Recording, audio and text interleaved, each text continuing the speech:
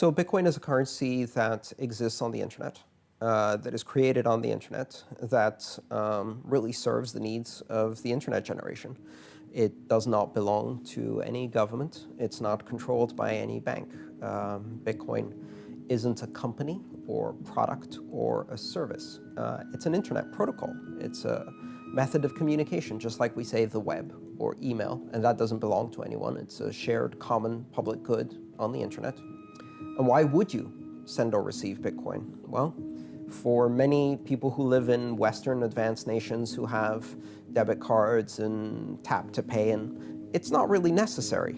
But in a broader sense, we live in a world that is very fragmented, where money faces borders. And so what happens when they have a crisis is they take the entire population hostage with them. They shut down the borders.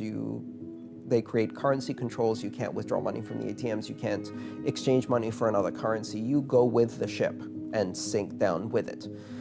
And what's interesting is that Bitcoin is one of those things that actually offers a safe haven in that particular situation. But it also allows people who have never had a bank account to connect to a global financial system simply by downloading an application on a very, very simple smartphone or even using text messaging. And there's more than 4 billion people who are in that situation. So the vast majority of the human population have not no banking, but very limited banking facilities, single currency with strict conditions on what they can import and export. And Bitcoin bypasses all of that. It gives everybody a currency that is open and global. And so that creates some very interesting conditions in the world.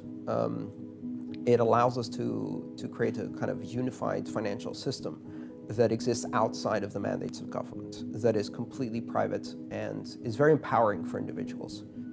At which point you should really ask yourself, what kind of government is that doesn't believe in freedom of association, freedom of expression, freedom of commerce? That's more of an indictment of that kind of government than it is of Bitcoin. If your government is afraid of Bitcoin, you should ask yourself, what kind of government do I have?